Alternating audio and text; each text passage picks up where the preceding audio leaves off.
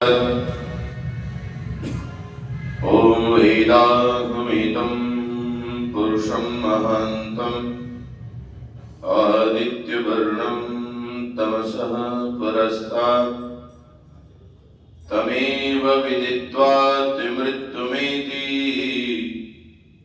नान्यपन्था विद्यते यनाय।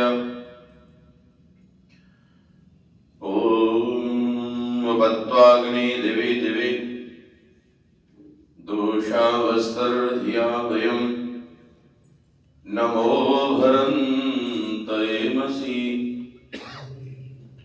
ॐ शांति शांति शांति। बोलो वैदिक धर्म की ऋषिवर दयानंद जी महाराज की। बोलो भारत माता की।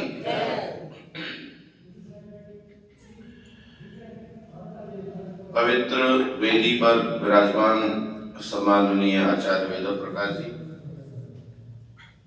सम्माननीय प्रधान जी श्री लक्ष्मी चरण पंडा जी, और जिनके भजन हम सुनते हैं, बहुत अच्छा गाते हैं ठहराव के साथ, श्रीमान हरिबंधु जी, महापात्र जी, सभागार में उपस्थित सम्माननीय पुरोहित जी और सभी प्रबुद्ध और जागरूक धर्म के अभिलाषी सज्जनों,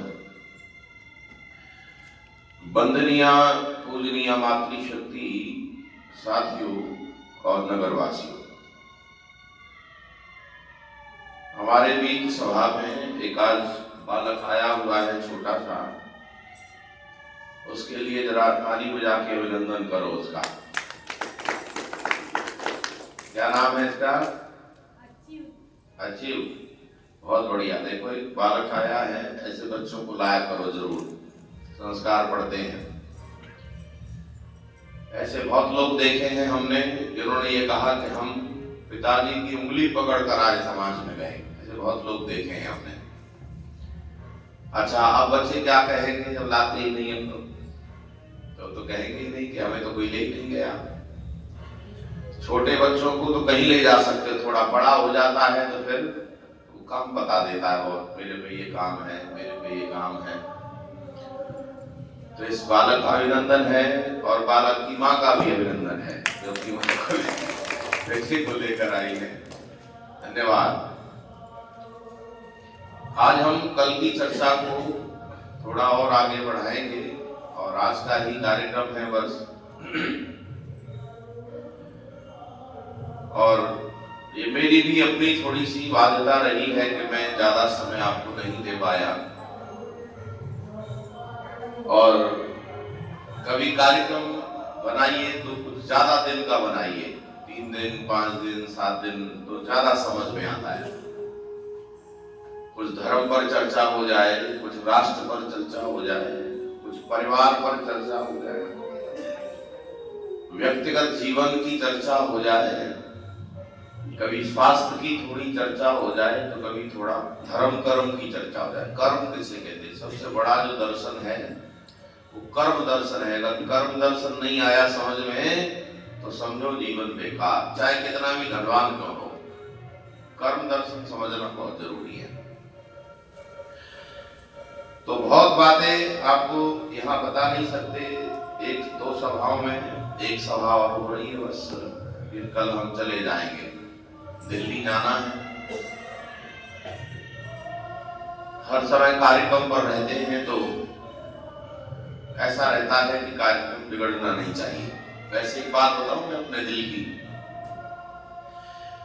ये जो कार्यक्रम है ये प्रधान जी की वजह से हो गया, और नहीं तो बाधाएं इतनी थी कि ऐसा लग रहा था कि पहुंच पाएंगे कि नहीं।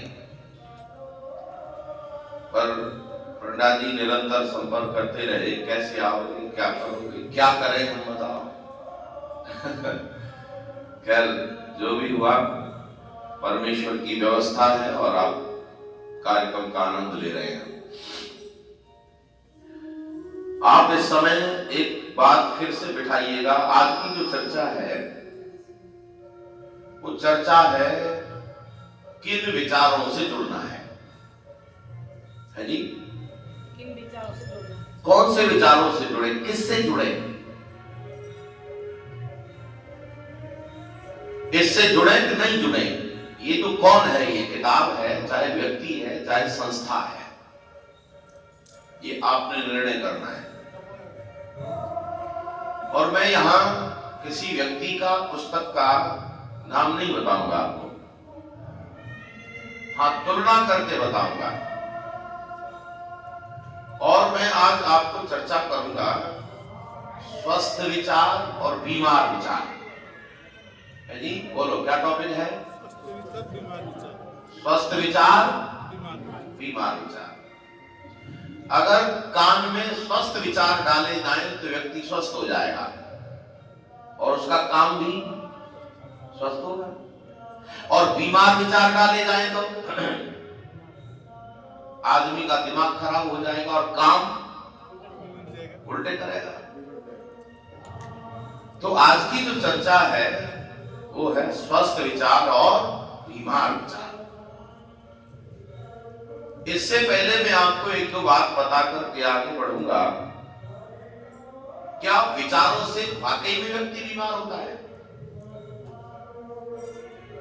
ये आज आपने समझना है। अच्छा, आप ये बता सकते हैं शुगर चीनी खाने से ज्यादा बढ़ती है कि दिमाग खराब होने से ज्यादा बढ़ती है? हाँ, ये बात। मीठा खाने से ज्यादा नहीं बढ़ती शुगर, दिमाग खराब होने से बढ़ती है। दिमाग खराब कैसे होता है? अच्छा, आप चाहो तो किसी का दिमाग खराब कर सकते हो, मैं तरीका बताता हूं, और आप करना नहीं किसी का दिमाग खराब है जी। कहीं कहे कि आचार्य जी बता के चलो दिमाग खराब करते हैं ना। मैं तो केवल आपको यह बताने के लिए बता रहा हूं कि दिमाग खराब विचारों से हो सकता है कि नहीं। तो ये पक्का करेंगे कैसे होगा? दिमाग जो चलता है वो विचारों से चलता है। आपको मैं यहां बहुत बातें नहीं बता सकता, कुछ बारीकी की बातें भी है। हमारे गुरुकुलों में एक छोटी पुस्तिका पढ़ाई जाती है, वो पुस्तिका का नाम है वर्णोच्चारण शिक्षा। क्या नाम है जी? वर्णोच्चारण। किसने देखी है? किसी ने देखी आप में से? देखी आपने? अच्छा, बहुत बढ़िया। चलो, एक बहन तो मिली कि चलो इन्होंने देखी है। आपको जानकर ऐसा लगेगा कि क्या बात करते हैं आप, वो जीवन की सबसे पहली पुस्तक है। क्या बोलो? सबसे पहली वर्णों का उच्चारण, और वो हमने देखी नहीं, तो वर्णों का उच्चारण ठीक नहीं कर सकते हम, इसीलिए वो पढ़ो। छोटी पुस्तिका है, पठन पाठन व्यवस्था की प्रथम पुस्तक है। और उसमें क्या लिखा है कि हम जब बोलते हैं तो कैसे बोलते हैं? आत्मा बुद्धि समेत्यार्थान मनोयुक्ते विवक्षया मन कायाग्निमाहंति सप्रेरिति मार्ग। ये जो यहां से जो आवाज निकल रही है, कहां से आ रही है? ये जो आवाज यहां से निकल रही है, ये अंदर बन कैसे रही है? तो ये आवाज जो बन रही है उसके कई प्रयत्न हैं, कई। आत्मा जब कुछ कहने की इच्छा करती है तो क्या करती है? पहले विचारों का सहारा लेती है, क्योंकि बिना ज्ञान के बोला नहीं जा सकता। अच्छा, ज्ञान है खोपड़ी में, ये निर्णय किया जाता है क्या बोलना है, बोलो। लेकिन फिर बोलना है तो बोलेगा कैसे? तो बोलने के लिए फिर सिस्टम बनता है। सबसे पहले आत्मा बुद्धि पूर्वक मन को युक्त करती है। आत्मा, ध्यान देना जरा, आत्मा ने किसको कहा? पहले बुद्धि पूर्वक मन को कहा। 3 यंत्र काम आए बोलने में, पहले क्या? आत्मा के बाद बुद्धि और फिर मन। मन ने अग्नि को प्रेरित किया, अग्नि ने वायु को प्रेरित किया, और वायु मुख गुहा से निकलती है, शब्द बन जाता है। देखो जरा क्या सिस्टम है, और ध्यान से सुनो। केवल हवा निकल से शब्द नहीं बनेगा,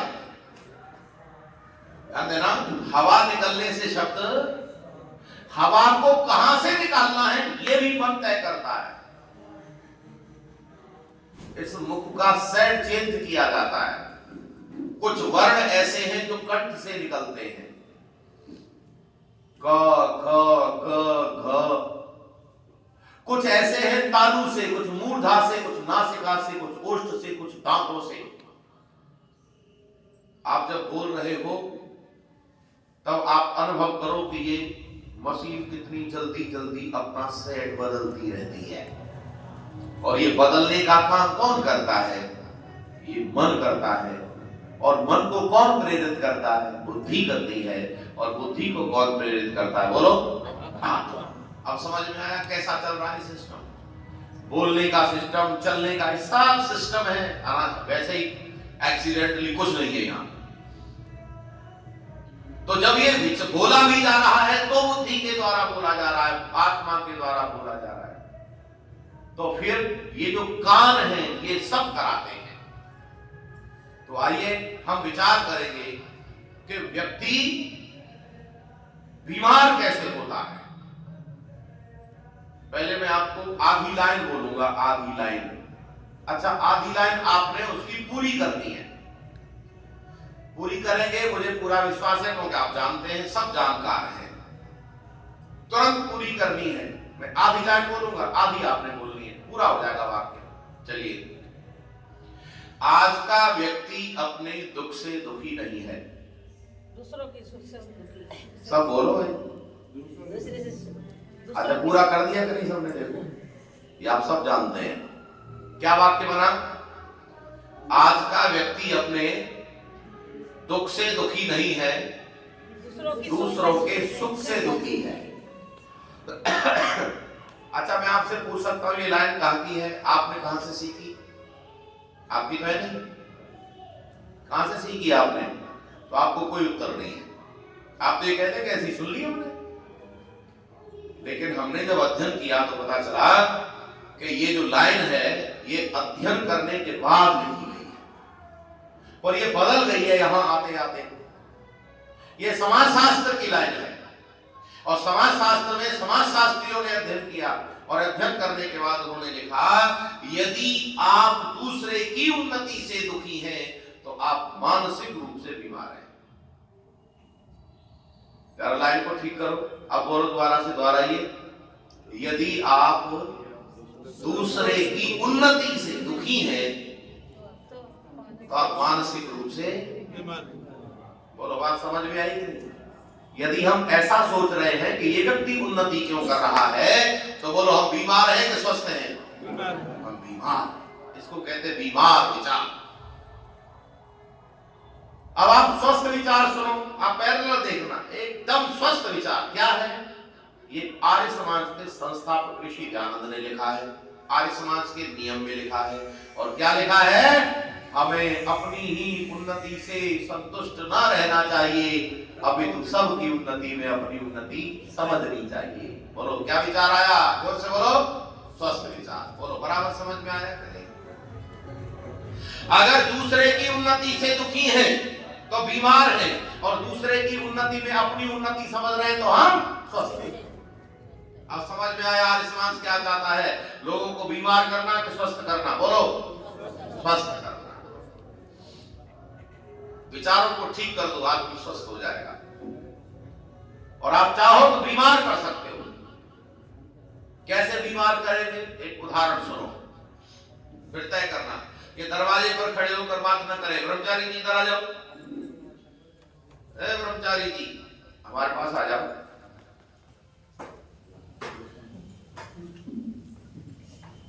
इधर बैठो, यहाँ बैठो, बातचीत करना नहीं है, बातें ना करो। हाँ जी, एक व्यक्ति घर से निकला और एकदम स्वस्थ है, एकदम स्वस्थ। लेकिन 3 लोगों ने विचार कर दिया कि भाई इस आदमी को बीमार करो। सलाह दी उन लोगों ने, योजना बनाई 3 लोगों ने, उसके ऊपर एक्सपेरिमेंट करना है। और कमाल की बात है, उसे पता नहीं है, उसको पता नहीं है कि तेरे ऊपर कोई प्रयोग कर रहा है। प्रयोग शुरू हो गया, तीनों लोग 100-100, 200-200 मीटर की दूरी पर खड़े हो गए। एक इस चौराहे पर घर पर खड़ा है, उसके घर से निकलते ही, एक 2 चौराहे बाद खड़ा है। वो व्यक्ति ताजा होकर सुबह प्रातःकाल नित्य क्रिया करके घर से निकला, और जैसे ही घर से निकला एक व्यक्ति मिल गया, और जैसे ही व्यक्ति मिला तो उसने कहा, भाई साहब नमस्ते। नमस्ते, क्या बात है, रात को नींद नहीं आई? कान में क्या डाला? विचार। उससे पूछा, भाई साहब क्या रात को नींद नहीं आई? तो वो कहता, क्या बात करते हो, मैं तो आराम से सोया हूं। नहीं नहीं नहीं नहीं, आपके चेहरे से ऐसा लग रहा है। बस 2 विचार डाले, बढ़ लिया गए। उन दोनों विचारों को उसने कान में सुना, अंदर बुद्धि को दिया कि भाई क्या है ये। एक बार अगर कोई सुने तो ज्यादा दिमाग नहीं लगाएगा, तो आगे बढ़ रहा है, अपने काम पर जा रहा है। अगला व्यक्ति अगले चौराहे के बाद मिल गया,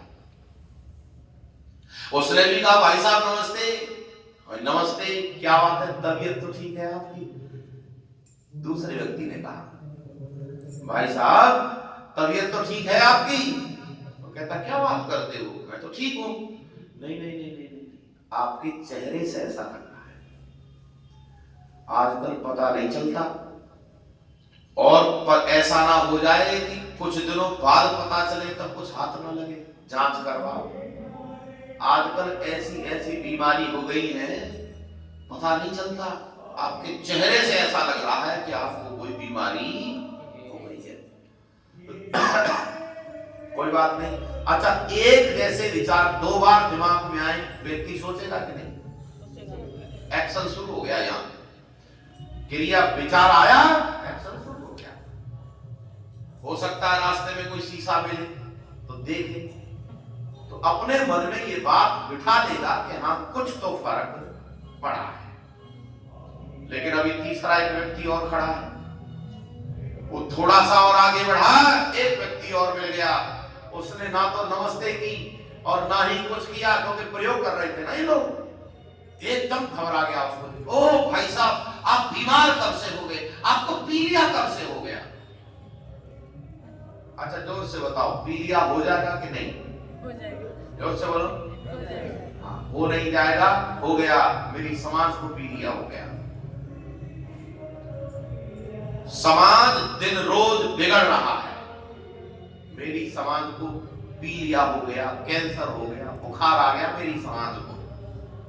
अब मेरा समाज स्वस्थ नहीं है। बोलो जोर से, हाँ या ना?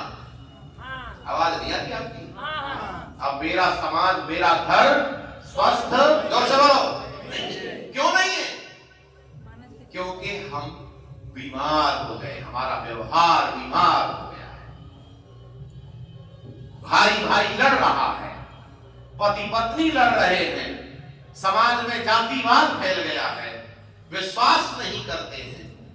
ओहो, एक नमूना देखते जाओ।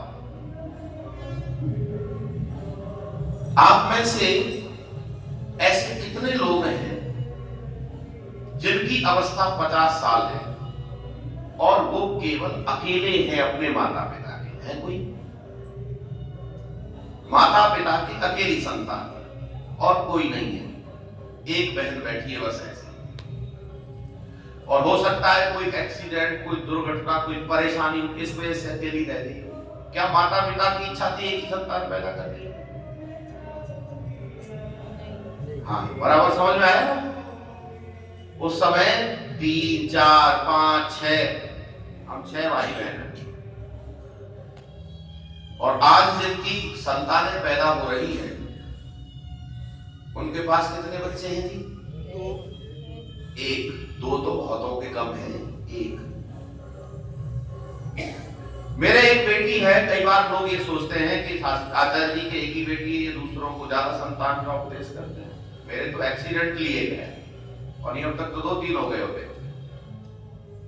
कई बार प्रॉब्लम्स हो जाती है, पर जनरली बिना एक्सीडेंट, बिना किसी परेशानी के अब एक से ज्यादा पैदा। अच्छा बोलो, दिमाग खराब हुआ या स्वस्थ दिमाग है? खराब। जोर से बोलो भाई। मैं आपको बता रहा। अच्छा, अपने आप खराब नहीं हुआ, खराब किया गया। यहां भारत की संस्कृति को खराब करने की योजना बनाई गई है। इसीलिए यहां यह प्रचार किया गया, छोटा परिवार सुखी परिवार, छोटा परिवार सुखी परिवार। ये गलत बात है। और कमाल की बात है, ये आपके ऊपर प्रयोग किया गया और वो सफल हो गए और आप फेल हो गए। बोलो मैं ठीक कह रहा हूं क्या? ठीक सर।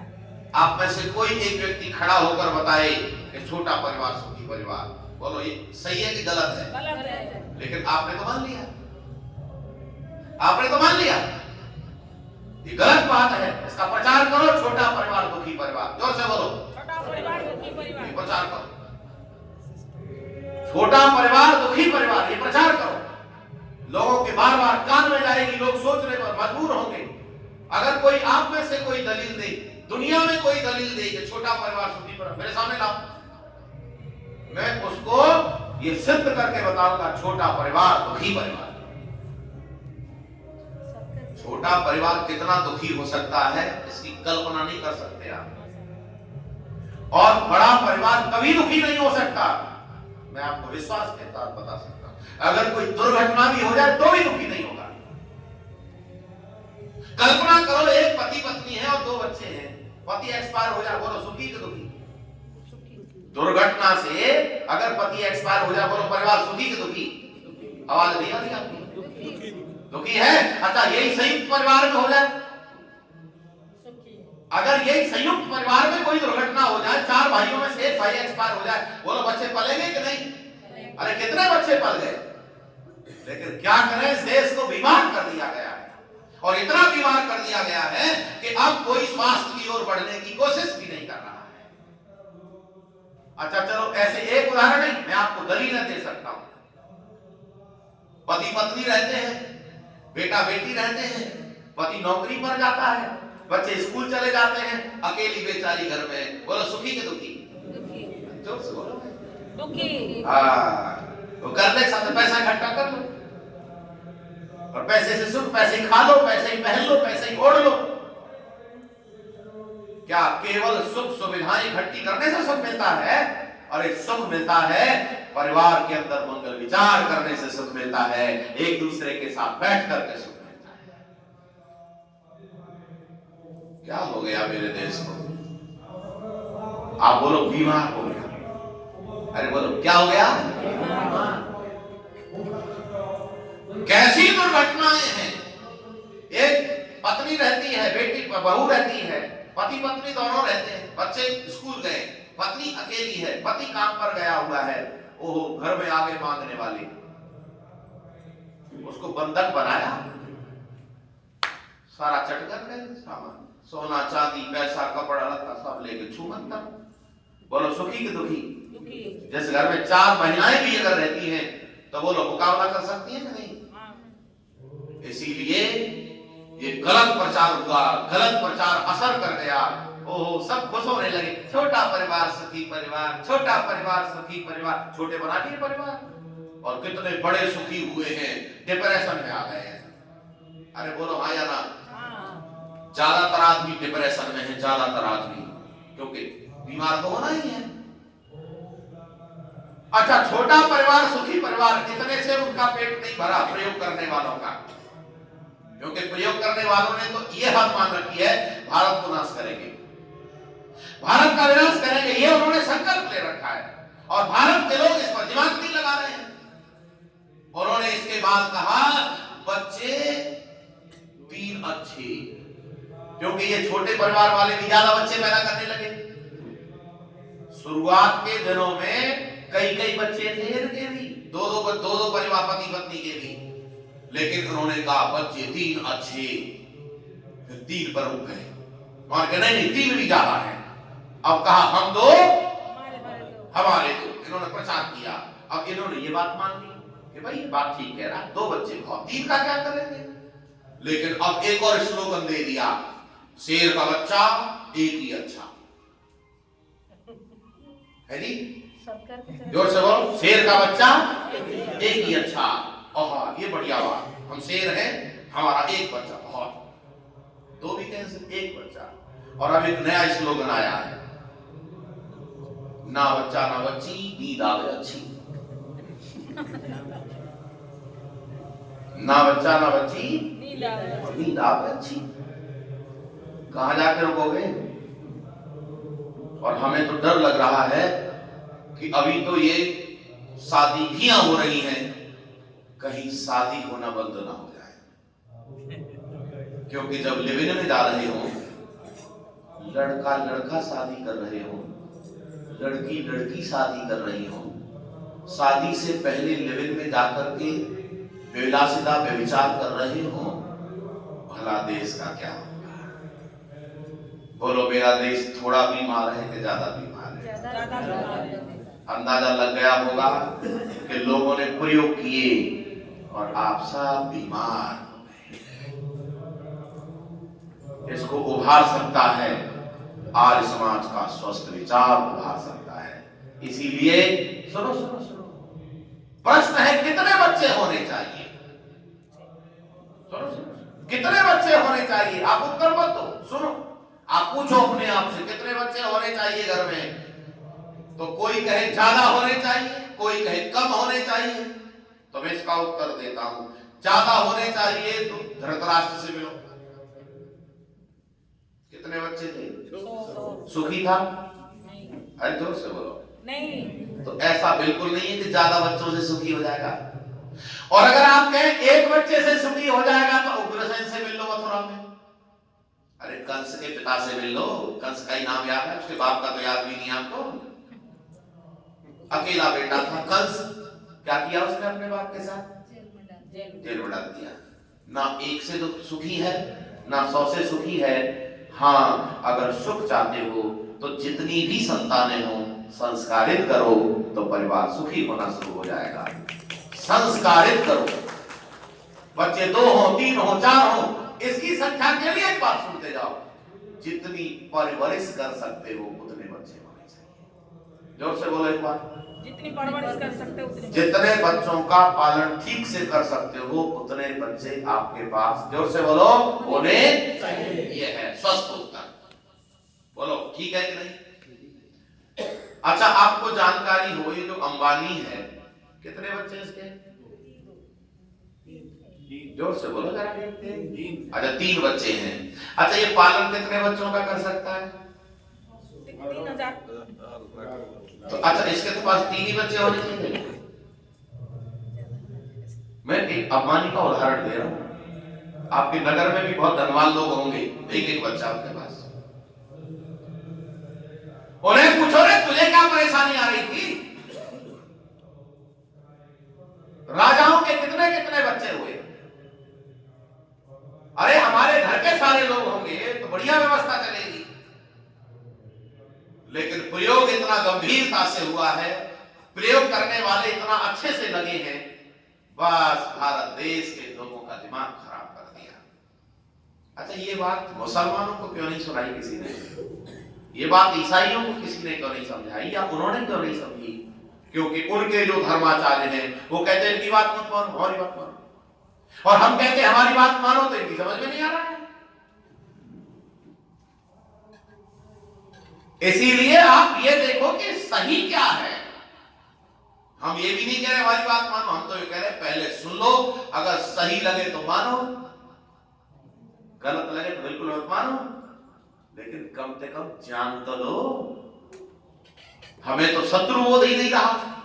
क्या कह दिया मैंने, जोर से बोलो, शत्रु, हमें शत्रु बोध नहीं रहा। कौन हमारा शत्रु है और कौन हमारा मित्र।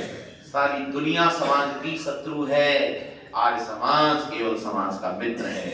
ये बात जिस दिन पता चलेगी तब समाज का कल्याण होगा। पर आर्य समाज को शत्रु मान लिया, औरों को मित्र मान लिया। चलो आगे बढ़ते हैं। अब आपको ये तो पता चल गया होगा कि दिमाग कैसे खराब होता है।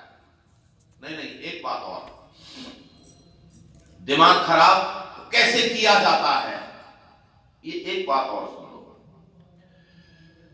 एक बहन को लिया कंपनी वालों ने, एक बहन को, और उस बहन को देखा, उन कंपनी वाले देखते रहते हैं लोगों को। उसके जो बाल थे सिर के वो बहुत लंबे थे। अच्छा, किसी किसी बहन के सिर के बाल नेचुरली लंबे होते हैं, बोलो हाँ या ना। उसने कोई तेल नहीं लगाया, कोई विशेष शैम्पू नहीं लगाया, कोई विशेष दवाई नहीं लगाई। स्वाभाविक रूप से किसी किसी बहन के बाल लंबे भी होते हैं, काले भी होते हैं, घने भी होते हैं। तो कई बार बहनें पूछती हैं, अच्छा बताओ क्या पूछती हैं, कैसे हुआ, कैसे हुआ, क्या लगाया, क्या खाया। और वो अगर यूं कह रहे कुछ नहीं लगाया तो विश्वास नहीं करती है, नहीं झूठ बोल रही है तू, तो ऐसा तो कोई है ही नहीं सकता, तो इसीलिए झूठ बोल रही है, बताए नहीं ताकि हमारे नहीं हो जाए। ओहो, इस बात का फायदा कंपनी वालों ने उठाया। कंपनी वालों ने उस बहन को बुलाया और कहा बहन जी पैसे दिए जाएंगे और बस आपको यह कहना है, आप मेरे बालों, लंबे बालों का राज जानना चाहते हो, एक शीशी दे दी उसे, एक ऐसे शीशी तेल की दे दी, और तेल की शीशी ऐसे दिखाती है, ये है शीशी, ये तेल है मेरे लंबे बालों का राज। अच्छा, सच बोल रही है कि झूठ बोल रही है? झूठ बोल रही है। ये बात उन्होंने रिकॉर्ड कर ली, कैमरे में रिकॉर्ड कर ली, जैसे भैया रिकॉर्ड कर रहे हैं रिकॉर्ड कर ली। ओहो, उसको और बढ़िया बनाया, उसमें एडिटिंग की, तेल लगा दिया, एड लगा दिया, कंपनी का नाम डाल दिया, चला दिया, पैसा दिए चलाने वालों को, और उसने चलाया एक दिन में 100 बार, हर दिन चला, हर दिन चला, हर दिन चला। अब बताओ मेरी बहनों का दिमाग खराब हो गया कि नहीं? वही तेल चलेगा या कोई भी चलेगा? वही चलेगा। अच्छा, उससे लंबे बाल हो जाएंगे? मैं क्या बताना चाह रहा हूं, बोलो दिमाग खराब हुआ कि नहीं? और हर चीज में चल रहा है, तेल में वही, साबुन में वही, भोजन में वही, कपड़े में वही, दवाइयों में वही। आप सारी दुनिया का ऐड देख लो। और दुर्भाग्य तो देश का यह है कि आपको बसों में, रेलवे स्टेशन पर, ऑटो में, ओहो चमत्कारी बाबा, किसी को प्यार पाना है, किसी की पत्नी नहीं मानती है, बस में करनी है, किसी की सास को बस में करना है, किसी को राजा से काम कराना है, ओह मिलो चमत्कारी बाबा से। ये सब जगह लिखा मिला, दिमाग खराब हुआ, लोग गए। अच्छा, उनके यहाँ भीड़ लगी हुई है कि नहीं? ऐड हो रहा है, ऐड, और इतना तेजी से हो रहा है कि आदमी का, क्योंकि बुद्धि से तो काम ले नहीं रहा है, बीमार हो गया है। इसीलिए यहां हर व्यक्ति बीमार है और समाधान चाहता है। समाधान है, इस समाधान का केवल एक इलाज है, समस्या का एक इलाज है, स्वस्थ विचार। जोर से बोलो जरा, क्या? एक विचार, स्वस्थ। अब मैं आपको 2 बात विचार बताऊंगा, पैरेलल चलेंगे दोनों विचार। ये स्वस्थ विचार है, ये बीमार विचार है। ये स्वस्थ विचार है, ये बीमार विचार है। मेरे देश में व्यक्ति मेहनती है, पुरुषार्थी है या निकम्मा है? पुरुषार्थी। विचार करके बोलो, विचार करके, ऐसे ही मतलब निकम्मा है। बोलो, ज्यादातर लोग कैसे हैं? निकम्मा है। निकम्मा। अच्छा, आपने बदल लिया उत्तर अपना, ठीक किया। मैं आपको एक ऑफिस दिखाता हूँ, एक नजारा, फिर मैं आपको विचार बताऊंगा कि आदमी ऐसा क्यों हुआ है। आपको आनंद आएगा। आप देखना ये समाज कितना घिरा हुआ है, बहुत बुरा हाल है। मेरी आंखों से तो देखो आप, गिने चुने लोग हैं जो वैदिक व्यवस्था को अपना करके आनंद ले रहे हैं। आप कभी किसी डीएम आदि की किसी बड़ी सरकारी ऑफिस में जाइएगा, जिलाधिकारी, कमिश्नर या और भी जो बड़े अधिकारी हैं उनकी ऑफिस में जाइए, तो वो मुख्य अधिकारी होता है, उसकी ऑफिस में एक कम से कम एक कर्मचारी भी होता है। वो जो कर्मचारी है वो पहले से ही सारा सामान दुरुस्त करके रखता है, साफ सफाई करके रखता है, या अधिकारी के आने पर सफाई करने का नाटक करता है, अपने को ज्यादा अच्छा बताने की कोशिश करता है। बोलो कौन सी बात सही है? वो मेहनती है या मेहनती होने का नाटक करता है? ठीक है जी। अच्छा, ये उस सरकारी ऑफिस में ही है या सारी ऑफिसों में ऐसा ही है? अच्छा, सारी ऑफिसों में ही ऐसा है या हमारे घर में भी ऐसा ही है? जी, ये है बात पकड़ने की। घर का नजारा दिखाते हैं आपको। देवरानी जेठानी जानते हैं क्या कहते हैं आपके यहाँ? बड़जा संध्या। बड़ी संध्या। बड़जा। अच्छा, बड़ी और छोटी। देवरानी जेठानी साझे में रहती हैं साथ साथ। तो आप बहनें बताएंगी समय से जगती हैं कि देर से जगती हैं? प्रातःकाल मॉर्निंग में ये दोनों समय से जगती हैं कि देर से जगती हैं? जोर से बोलो भाई, आवाज आ रही थी। बात करके कौन पहले उठेगा? बात करके?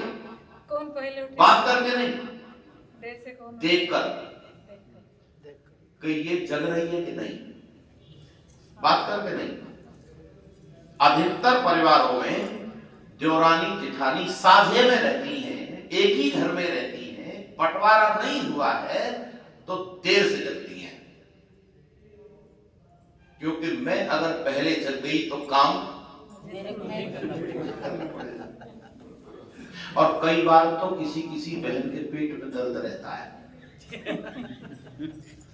किसी किसी के सिर में दर्द रहता है, कुछ न कुछ बीमारी बनी रहती है, ताकि मैं ये बताऊंगी तो मुझे काम करना पड़ेगा, कम करना पड़ेगा। अच्छा चलो, इनको अलग अलग कर दो, न्यारे न्यारे, इनको अलग अलग घर दे दो। अब बोलो, देर से जगती है कि जल्दी? जल्दी। हाँ, दोनों जल्दी। जल्दी जगती है। अच्छा चलो, पेट में दर्द हो तो भी उठना पड़ेगा, तो पेट बांध के काम करती है, और सिर में दर्द हो तो बाम लगा कर काम। हो क्या गया? तब क्या हो गया था, अब क्या हो गया? कहीं न कहीं मस्तिष्क में कोई न कोई गलत विचार बैठा हुआ है। संयुक्त होंगे कैसे हम?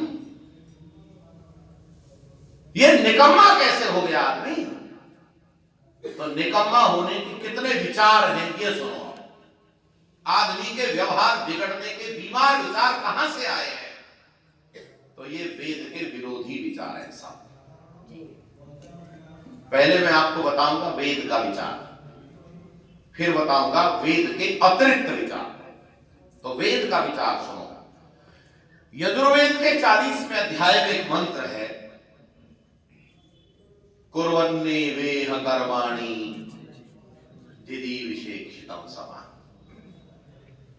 कुर्वन्ने वेह कर्माणि, क्या है इसका अर्थ? इसका अर्थ है 100 साल तक जीने की इच्छा करो। बोलो प्रेम से, कितने साल तक? 100 साल। लेकिन साथ जोड़ दिया, कर्म करते हुए। केवल इच्छा मत करो, इच्छा करो कर्म करते हुए, ये है इसका अर्थ। लेकिन इसके अर्थ को मैं आपके सामने रख रहा हूं, जरा आनंद लेना। पहले तो आप ये नोट करो, 100 साल तक जीने की इच्छा पूरी हो जाएगी, लेकिन बिना कर्म किए पूरी नहीं होगी। और अगर मैं इसे यूं कहूं तो और अच्छा लगेगा कि केवल 100 साल तक जीने की ही इच्छा पूरी नहीं होगी, बल्कि आपकी सारी इच्छाएं पूरी हो जाएगी जो हो सकती हैं। ये अंडरलाइन कर लो, जो हो सकती हैं। कुछ इच्छाएं ऐसी भी होती है पूरी नहीं होती। सारी इच्छाएं पूरी हो जाएगी जो हो सकती हैं, लेकिन बिना कर्म किए कोई इच्छा पूरी, जोर से बोलो जरा, नहीं हो सकती। ये नोट करो, ये है मंत्र। अच्छा बताओ, हम इच्छाएं ज्यादा करते हैं कि कर्म? इच्छाएं ज्यादा। इच्छाएं करते रहते हैं और कर्म तो थोड़ा करते ही नहीं है। कर्म केवल उतना करते हैं थोड़ा, लाभ ज्यादा चाहते हैं। महर्षि दयानंद ने अपनी पुस्तिका में एक व्यक्ति लिखा है, उसका नाम है शेख सिल्ली। एक शेख सिल्ली नाम का व्यक्ति है। एक सेठ जी है, तो सेठ जी उन्होंने घी खरीद लिया बाजार, एक घर से कहीं से घी खरीद लिया, और उस समय मटके होते थे, घड़े मिट्टी के। आजकल तो बहुत बढ़िया बढ़िया बर्तन आ गए हैं, स्टील के हैं, प्लास्टिक का बहुत बढ़िया बर्तन आ गया है, फटता नहीं, टूटता नहीं, फेंक दो तो खराब नहीं हो। उस समय मटके ही होते थे, और वो घी लिया और मटके में भरवा लिया। अब सेठ जी सोच रहे हैं कोई नौकर, कोई सेवक मिल जाए तो इस घड़े को ले चले बाजार में, बेचेंगे, व्यापार शुरू करेंगे और बस काम धंधा शुरू हो जाएगा। शेख सिल्ली मिल गया, हाँ भाई नौकरी करेगा, इस सामान को ले चलेगा, और ले चलेंगे। आपस में बार्गेनिंग हुई, 4 आने में बात बन गई। 4 आने आप दे देना हमको, ले चलेंगे। शेख सिल्ली ने घड़ा सर पर रखा और आगे आगे जा रहा है, पीछे पीछे सेठ जी जा रहे हैं। सेठ जी सोचते जा रहे हैं, अब घी का व्यापार शुरू हो गया है, पैसा ही पैसा। क्या सेठ जी तो व्यापार कर रहे हैं, पैसा आएगा। लेकिन अब शेख सिल्ली से मिलो। शेख सिल्ली सोचता जा रहा है, आज तुझे 4 आने मिल जाएंगे, और 4 आने मिल जाएंगे तो उनसे क्या करूंगा मैं, मुर्गी के बच्चे खरीद लूंगा, और मुर्गी के बहुत बच्चे आ जाएंगे। 4 आने में बहुत मुर्गी के कच्चे बच्चे मिल जाएंगे, छोटे छोटे बच्चे मिल जाएंगे, और थोड़े दिनों में वो मुर्गी बन जाएंगी। और जब बहुत मुर्गी हो जाएंगी तो मैं उन्हें बेचकर बकरी खरीद लूंगा, बकरी के बच्चे, और वो बच्चे खरीदूंगा, थोड़े दिनों में बकरियां बहुत हो जाए, उनको बेचकर गाय ले लूंगा, गायों को बेचकर हाथी ले लूंगा, फिर एक घर बनाऊंगा, और घर बनाऊंगा, 2 पत्नियां लाऊंगा। एक पत्नी का नाम रखूंगा प्यारी, और एक का नाम रखूंगा बेप्यारी। उनके बच्चे हो जाएंगे, और प्यारी के बच्चे आएंगे तो मैं उनको अपने गोद में बिठाकर प्यार करूंगा, और जब बेप्यारी के बच्चे आएंगे तो मैं मना कर दूंगा, उनको गोद में नहीं लूंगा, उनको गोद में नहीं लूंगा, उनको कह दूंगा ना मैं तुमको नहीं बिठाता। और जैसे ही सिर हिलाया, घड़ा गिर गया। है जी, कौन सा घड़ा? अब वो घी ले जाते ही तो सोच रहा था वो रास्ते में, जैसे ही मना किया सिर हिलाने को, घी का भरा हुआ घड़ा नीचे गिर गया। और जैसे ही घड़ा गिरा, घड़ा तो घड़ा है, फूट गया, घी बिखर गया, और सेठ जी रो रहे हैं और घी को बटोर बटोर करके उनमें रख रहे हैं, जो बचा हुआ, जो टुकड़े बचे थे घड़े के। और उधर शेख सिल्ली भी रो रहा है, और सेठ जी से कह रहा है तुम क्यों रो रहे हो? तो शेख सिल्ली ने कहा तुम क्यों रो रहे हो?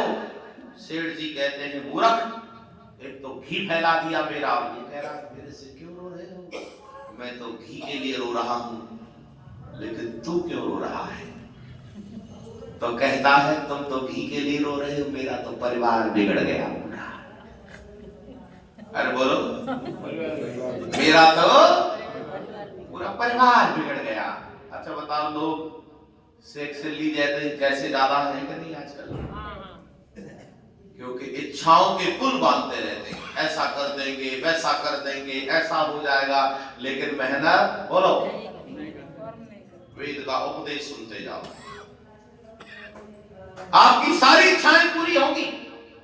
लंबी आयु की इच्छा पूरी होगी, स्वास्थ्य की इच्छा पूरी होगी, धन की इच्छा पूरी होगी, संतान की इच्छा पूरी होगी, राज्य की इच्छा भी पूरी होगी। और सुनो जरा, सबसे बड़ी इच्छा अगर कोई होती है तो तो मुक्ति की इच्छा होती है, वह भी पूरी हो जाएगी, लेकिन बिना मेहनत किए कोई इच्छा पूरी। जोर से बोलो, यह है स्वस्थ विचार। जोर से बोलो, क्या विचार? यह है विचार। इस विचार को सुनेगा व्यक्ति काम करेगा, और इस विचार से विरोधी चला जाएगा, निकम्मा हो जाएगा। आज का व्यक्ति वेद के साथ नहीं है, आज का व्यक्ति वैदिक विचारधारा को जो जानता नहीं है, इसीलिए निकम्मा बनता जा रहा है। निकम्मा क्यों बन गया? क्योंकि कुछ लोगों ने निकम्मे बनने का भी उपदेश दिया। यहां यह मंच है आर्य समाज का, वेद का उपदेश कर रहा है, और वेद का उपदेश कर रहा है तो क्या कह रहा है? कर्मशील बनो। अरे जोर से बोलो, क्या? आपको पता है आत्मा को क्रतो कहा, क्रतो स्मरा, हे कर्मशील प्राणी, तू ओम का स्मरण कर, शक्तियों का स्मरण कर, कर्मों का स्मरण कर। क्रतो स्मरा, क्लवे स्मरा, क्रतो स्मरा। वेद कहता है तू कर्मशील है, कर्म कर। इसीलिए यहां आश्रम बनाए गए हैं, लेकिन पता नहीं कब आश्रम ठहरने की जगह बन गया। आश्रम शब्द का अर्थ ठहरना है क्या? भली प्रकार श्रम करना आश्रम है। आ और श्रम, आ माने उपसर्ग है, भली प्रकार अच्छे से श्रम करने का नाम आश्रम है। लेकिन सच बताओ, श्रम करने का आश्रम है कि ठहरने का नाम आश्रम है? आजकल शब्दों की विकृति देखो। इसीलिए पुरुषार्थ है, और परमात्मा ने कहा वीर हो गया। ये उपदेश दिया है लोगों ने, इसे आगे संस्कृत में वाक्य बना बना करके लोगों को बताया। ये वीरों के लिए, पुरुषार्थी के लिए, कर्मशील के लिए है, और सुख भी कर्मशील को मिलता है। निकम्मे लोगों को कभी सुख नहीं मिलता है। अगर आयु भी लंबी होनी है तो कर्म से होगी। उदाहरण सुनो, आपको आयु लंबी जिसको करनी है, कर्म करना शुरू करो। उदाहरण सुनते जाओ, आपको पक्की हो जाएगी बात। लोग रिटायर होते हैं काम से, रिटायर सेवानिवृत्त होते हैं सरकारी नौकरियों से, प्राइवेट से भी। तो मैं दो नमूने बता रहा हूं आपको। एक ऐसा व्यक्ति जो रिटायर हो रहा है, होते होते होते होते उसके मन में एक बात, विचार दृढ़ हो जाता है, तूने बहुत काम किया है, अब तू आराम कर ले। अब तू आराम कर ले, बहुत दिन काम किया है तेने। एक व्यक्ति तो वो रिटायरमेंट होने के बाद कोई काम नहीं करता, पड़ा रहता है, खाता रहता है, सोता रहता है। लेकिन एक ऐसा व्यक्ति भी होता है, रिटायर होते होते होते होते उसके मन में एक बात बैठ जाती है, तू खाली हो जाएगा, क्या करेगा? इसीलिए कोई काम कर। या तो कोई दुकान खोल लेता है, या कोई दूसरी नौकरी पकड़ लेता है, या कोई समाज सेवा का काम शुरू कर देता है, या आर्य समाज के साथ जुड़कर काम शुरू कर देता है।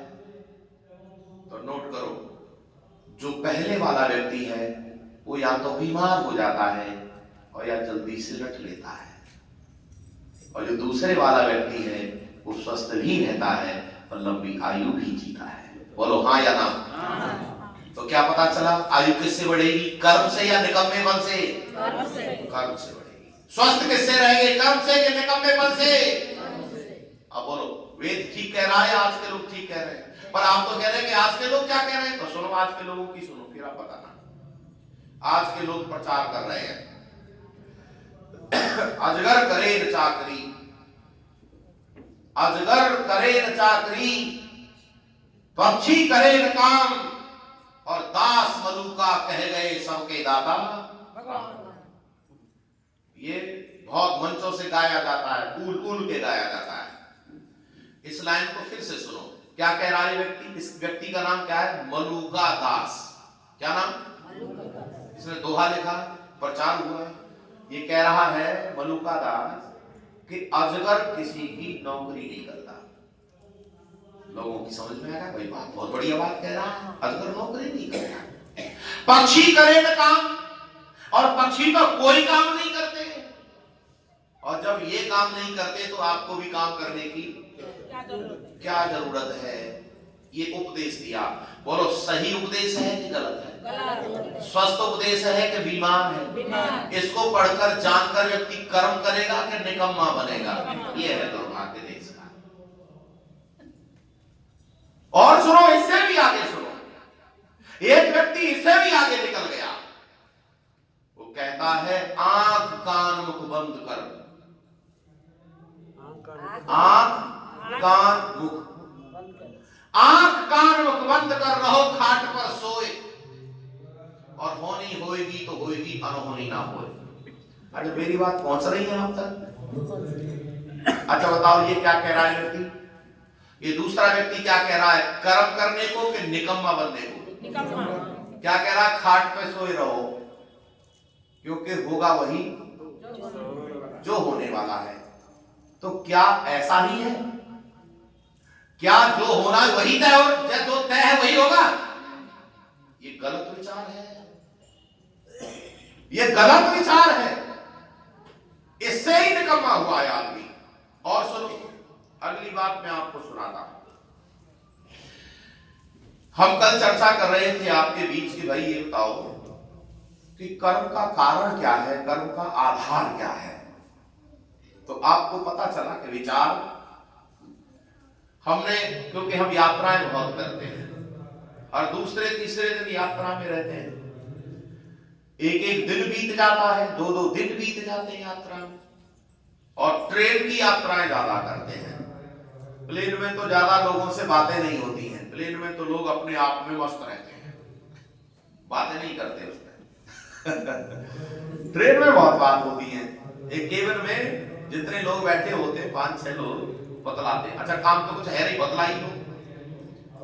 तो हम लोगों से बात करते हैं, हमने पूछा बताओ कर्म कैसे होता है, तो लोगों ने बताया कि कर्म हम कौन होते हैं? करने वाले। परमात्मा हमसे कर्म कराता है, हम तो परमात्मा की कठपुतली हैं, ये विचार आ रहा है, हम परमात्मा की कठपुतली हैं। अच्छा पहले तो ये जानो कि ये कहना क्या चाह रहे हैं, थोड़ा और परिभाषित करते हैं। ये एक कठपुतली का खेल होता है, आप जानते हैं? आपके यहाँ होता है? अच्छा ये बताओ आया कहां से है? हाँ राजस्थान से आया है, उड़ीसा का नहीं है। कहीं आप कहने लगे हमारे यहाँ का है, कहां से आया? राजस्थान से। ये पारंपरिक खेल है वहां, और राजस्थान में भी उदयपुर से आया है।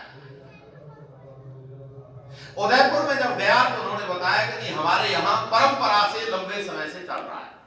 अच्छा होता क्या है ये कठपुतली का खेल? तो देखो ऐसे टेलीविजन जैसा एक फ्रेम बनाते हैं वो लोग, टेलीविजन जैसा है, और उसके अंदर कठपुतली माने लकड़ी की गुड़िया, उसको राजस्थानी ड्रेस पहना देते हैं, और राजस्थानी ड्रेस पहना करके उस कठपुतली को, उस लकड़ी की गुड़िया को धागों में लटका लेते हैं। ऐसे समझो जैसे मेरा हाथ पर धागे बंधे हुए हैं, सिर इसमें लटका है, हाथ इसमें बंधे हुए हैं, पैर इसमें बंधे हुए हैं, तो ये उंगलियां चलेगी तो वो क्या है, कठपुतली ऐसी लगे नाच रही है क्या? ये हाथ दिखाई देता नहीं है, आड़ में आ जाता है, और धागे इतने पतले होते वो वैसे दिखाई नहीं देते, तो वो उंगली जो कठपुतली है वो नाच रही होती है, तो लोग उसका आनंद ले रहे होते हैं, पर ये जानते हैं कि यह अपने आप नहीं नाच रही है, इसे कोई तो नचा है। अब लोगों ने यह प्रचार किया जैसे कठपुतली को कोई नचा रहा है वैसे हमें भी कोई नचा रहा है, परमात्मा नचा रहा है। ये बात मेरे देश के ज्यादातर लोगों के दिमाग में बैठा दी गई है, बैठ गई है। इसकी सत्यता आकलन करेंगे। हमने यह बात सत्यार्थ प्रकाश में पढ़ी। ऋषि दयानंद से लोगों ने पूछा, स्वामी जी क्या हम परमात्मा की कठपुतली हैं? क्या हम परमात्मा जो कराता वही करते हैं? ऋषि दयानंद ने कहा नहीं, हम परमात्मा की कठपुतली नहीं। सुनो सुनो सुनो, आत्मा कर्म करने के लिए पूर्ण स्वतंत्र है, लेकिन फल भोगने के लिए नहीं। ये दोनों लाइनें हैं। मनुष्य कर्म करने के लिए स्वतंत्र है, लेकिन फल भोगने के लिए नहीं। अच्छा अब आप कर्म करने के लिए स्वतंत्र हैं तो कठपुतली तो नहीं रहे। आहा, अब दो विचार आपके पास आ गए फिर से। एक इधर बैठा है व्यक्ति, एक इधर व्यक्ति बैठा है, आओ मिलो। मैं इनके मस्तिष्क से मिलाता हूं, फिर आपको व्यवहार आपने बताना है, ये क्या करेंगे ये बताना है आपको। मैं आपको इनके विचार बता रहा हूं, क्योंकि करेंगे विचार के आधार पर, तो जी हाँ या ना, तो विचार सुनो फिर कर्म बताना। इधर जो व्यक्ति बैठा है वो ये मानता है मैं परमात्मा की कठपुतली हूं, इधर जो व्यक्ति बैठा वो ये मानता है कि मैं परमात्मा की कठपुतली नहीं हूं, मैं जो चाहूं सो कर सकता हूं। अब बताओ अपने विकास के लिए मेहनत कौन सा करेगा, इधर वाला या इधर वाला? इधर वाला। अब बोलो बात समझ में आई कि नहीं? ये निकम्मा रहेगा, निकम्मा। और सुनो, और एकदम साफ, सामने अत्याचार हो रहा है, सामने अत्याचार हो रहा है, चोरी हो रही है, डकैती, बदमाशी, व्यभिचार, दुराचार आंखों के सामने हो रहा है। इन दोनों में से विरोध कौन करेगा? जो कर्मठ है ये वाला। बहुत बढ़िया। लेकिन एक बात और बताओ, ये क्या कहेगा? चोरी करेगा, भगवान की इच्छा से। हाँ, ये कहेगा ये चोरी कौन करा रहा है? परमात्मा। ये व्यभिचार कौन करा रहा है? अब बताओ देश बिगड़ेगा कि सुधरेगा? हाँ, सुधारना चाहते हो तो स्पष्ट विचारधारा के साथ जोड़ो, संसार सुधरना शुरू हो जाएगा। ये बात बताने के लिए चर्चा हो रही है। खोपड़ी बदल दो भैया, खोपड़ी बदलो, सारा जीवन सारा खेल बदल जाएगा। आदमी कर्मठ हो जाएगा, आदमी मेहनती हो जाएगा, आदमी पवित्र हो जाएगा, आदमी सब कुछ बढ़िया करेगा। खोपड़ी अगर सही है, खोपड़ी अगर खराब है तो वो सब बिगाड़ देगा। एक बात और बताएं आपको, शरीर से बीमार होता है तो खुद परेशान रहता है, और दिमाग से बीमार होता है तो सबको परेशान करता है। आगरा में पागल खाना बहुत पुराना है, बहुत पुराना। जब जवाहरलाल नेहरू प्रधानमंत्री थे तो आगरा के किसी कार्यक्रम में आए थे, तो आगरा के कार्यक्रम में आए, समय बचा तो उन्होंने कहा कि भाई चलो पागल खाने में विजिट करेंगे। साथियों के साथ गए, डॉक्टरों से मिले, भाई सब ठीक चल रहा है, बताओ और क्या व्यवस्थाएं की जाएं, जरा दिखाओ क्या हाल है। तो प्रधानमंत्री जा रहे थे डॉक्टरों के साथ, आगे से एक पागल आ गया और प्रधानमंत्री ने पूछ लिया कि तुम कौन हो, तो उसने पलट के पूछ लिया तुम कौन हो। है जी, उसने पलट के पूछ लिया तुम कौन हो, तो प्रधानमंत्री ने कहा मैं प्रधानमंत्री हूं। तो वो कहता है ठीक हो जाओगे। अरे बोलो क्या कहा उसने? ठीक हो जाओगे, सही जगह पर आ गए हो, क्योंकि यहां आने से पहले मैं भी ऐसे ही कहता था। समझ में आई बात? क्योंकि जो दिमाग से खराब होता है उसको सारी दुनिया भी बोलो खराब नजर आती है। और सुनो, एक घटना और हुई वहीं पर। तभी कमरों को देखते जा रहे थे, एक व्यक्ति कमरे में बैठकर कालीन बुन रहा था। कालीन, ये जो आपके यहाँ ये बिछी हुई है ना, ये तो मशीन से बनी हुई है, हाथ से बनती कालीन, बहुत बढ़िया, बहुत कीमती बिकती है। ताना बुन रखा है, बाना बुन रहा है, बढ़िया है, बहुत अच्छा। और प्रधानमंत्री जी उसे काफी देर तक देखते रहे,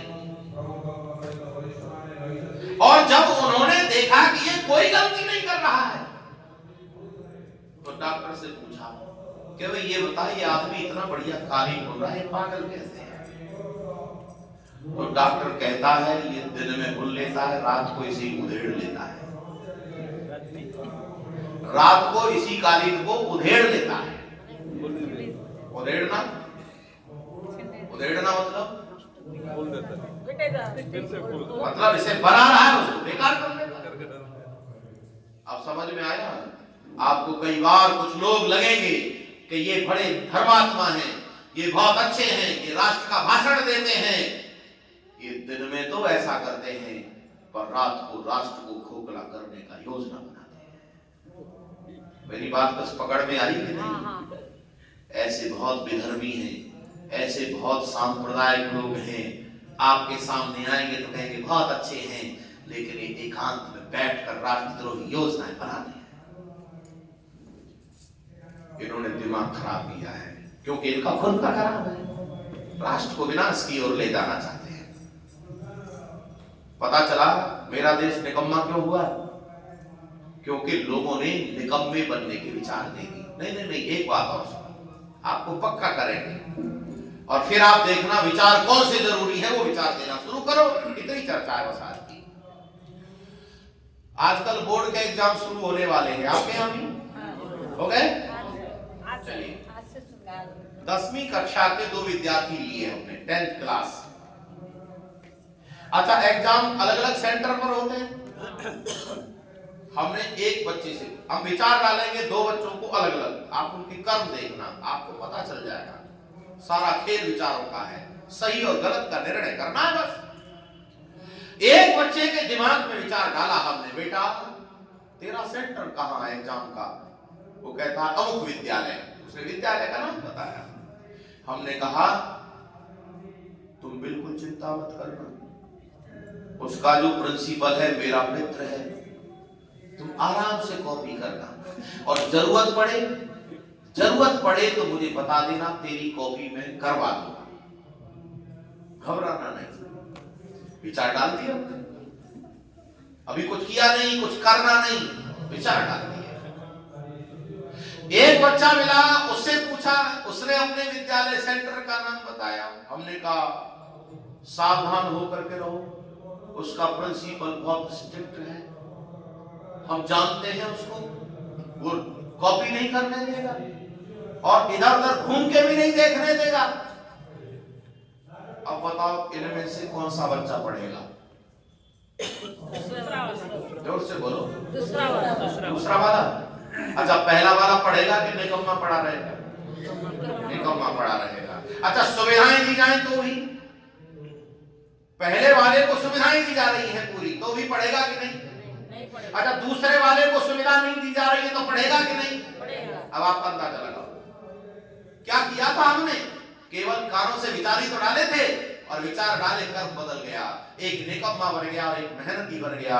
इसीलिए जब तक आप वेद के विचार लोगों के कान में नहीं डालेंगे, जब तक व्यक्ति सुधरेगा नहीं और परिवार समाज का कल्याण होगा नहीं। इसीलिए वेद के विचार लाओ। इस संसार को, राष्ट्र को, देश को कोई बचा सकता है तो बोलो जरा वेद विचार। जोर से बोलो जरा एक बार, क्या? वेद का विचार स्वस्थ है जी? वेद का विचार स्वस्थ विचार, कल्याणकारी विचार, उन्नति के विचार, शांति के विचार, ये वेद के विचार। और सारे विचार बीमार विचार, सारे विचार बीमार विचार। एक वेद का मंत्र और ले लेते हैं। समय कितना हुआ है?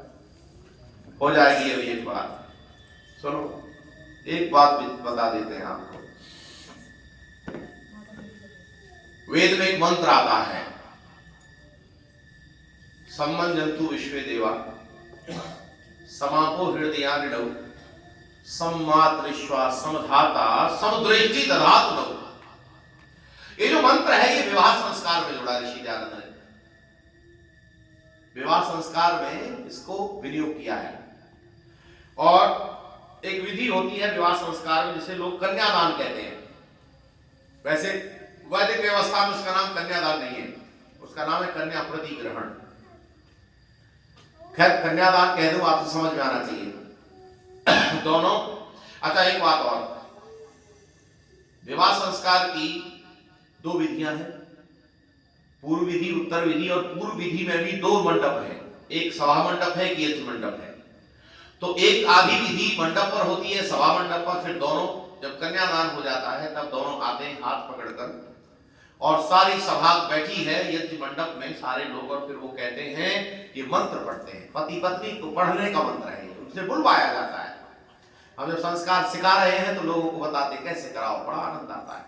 तो उन्होंने कहा, पुरोहित जी ने बोलो, मंत्र बुलवाया। क्या? सम्मंजन्तु विश्वे देवा समापो हृदयान संमात्रेषा समदाता समदृष्टि। क्या मंत्र है ये? इस मंत्र का मतलब है पति पत्नी दोनों, वर कन्या दोनों हाथ में हाथ पकड़कर कह रहे हैं, हे यज्ञशाला में बैठे हुए सज्जनों, हे भद्र पुरुषों, हे देव लोगों, हे माताओं बहनों, आप दोनों विश्वास करके मानो कि हम दोनों प्रसन्नता पूर्वक गृहस्थ में प्रवेश कर रहे हैं और हम 4 संकल्प लेते हैं, 4 प्रतिज्ञाएं करते हैं, 4 व्रत करते हैं। हम घर में कैसे रहेंगे, हम दोनों कैसे रहेंगे, तो उनमें से एक प्रतिज्ञा ले रहे हैं हम। 4 प्रतिज्ञाएं, कभी फुर्सत हो तो फिर सुनना, यहाँ तो एक सुनो। क्या प्रतिज्ञा है? हमारी प्रतिज्ञा है हम दोनों के हृदय जल के समान शांत और मिले हुए रहेंगे। जरा एक बार जोर से बोलो, हम दोनों के हृदय जल के समान शांत और मिले हुए रहेंगे। ये बात पति पत्नी की है। तो हम क्या कराते हैं इसको समझाने के लिए? हम क्या कराते हैं? जब संस्कार कराते हैं तो पति पत्नी को एक एक जल का पात्र दे देते हैं, लोटा देते, गिलास दे देते हैं और दोनों से कहते हैं ये सामने खाली लोटा रखा है, अपने अपने गिलास का जल इस लोटे में डाल दो। वो दोनों पति पत्नी अपने अपने गिलास का जल उस लोटे में डाल देते हैं। फिर हम कहते हैं अब अपने अपने गिलास का जल निकाल लो। संभव है? हाँ या ना? यह बात क्या कह रही है? ये बात कह रही है जैसे जल में मिला दिया गया है जल को, वैसे पति पत्नी मिल गए हैं। जैसे जल से जल को मिलाकर अलग नहीं किया जा सकता, वैसे ही अब हमें दुनिया की कोई ताकत अलग नहीं कर सकती है। ये वेद का उपदेश है। जोर से बोलो जरा एक बार। ये वेद का उपदेश है, ये वेद का आदेश है, ये परमात्मा का संदेश है। कैसे रहो? ये सनातन परंपरा है जहां पति पत्नी बन जाए एक बार, फिर उन्हें उन दुनिया की कोई ताकत अलग नहीं कर सकती। यह है आनंद। अच्छा सुनो सुनो सुनो, एक जोड़ा इधर बैठा है, एक जोड़ा इधर बैठा है। ये वाला जो जोड़ा है, ध्यान से सुनना, अब मैं विचार बता रहा हूं दोनों के, आपको उत्तर देना है। ये वाला जो जोड़ा है यह वेद को मानता है, वेद के विचार जानता है, इनका स्वभाव बन गया है कि अब हमें दुनिया की कोई ताकत अलग नहीं कर सकती। हम पति पत्नी हैं, हम एक हो गए हैं। और इधर वाला जो जोड़ा बैठा है, इसके मन में हम कभी भी अलग हो सकते हैं, क्योंकि वेद वाले लोग तो है ही नहीं, वेद का विचार इनके पास तक आया नहीं। ये उनके लिए है जो सनातन को तनिक नहीं जानते। उनको बताओ, कोई एक झलक तो देख लो एक बार सनातन की। अरे एक बार वेद का कोई स्वस्थ विचार तो देख लो, तब विरोध कर लेना, पहले जान तो लो रे बाबा। ये वाला पति पत्नी है, ये मानते हैं हम कभी भी अलग हो सकते हैं। अच्छा एक बात फिर से सुनो, आप अपने मस्तिष्क को तैयार करो। आज की जो चर्चा है वो पूरी तरह मनोवैज्ञानिक है, क्योंकि हम मन में विचार डाल रहे हैं और उसका रिजल्ट ढूंढ रहे हैं। यही चर्चा है, मनोवैज्ञानिक चर्चा है, साइकोलॉजिकल। आप फिर से सुनो एक बार, इनके मस्तिष्क तैयार हैं, हमें कोई अलग नहीं करेगा। इनके मस्तिष्क तैयार है, हम कभी भी अलग हो सकते हैं। अब बताओ समस्या कहां पर आएगी? अलग अलग अलग यहां के यहां। समाधान कहां मिलेगा? यहां। किस बात का समाधान मिलेगा? हर समस्या का समाधान मिलेगा। जरा फिर से सुनो, आनंद लो, अपने आप को खो जाओ, इस विचार में डाल दो अपने आप को, थोड़ी देर आनंद आएगा। पति पत्नी तैयार कर ले, ये मेरी देवी है, मैं इसका देवता हूं। अच्छा सुनो, एक और एक जोड़ के कितना होता है? 2। बहुत बढ़िया। यानी कितना होता है? इधर से आवाज आ रही थी। एक और एक जोड़ के 11 बता रहे हैं। ये कौन से स्कूल में पढ़ के आए? 3।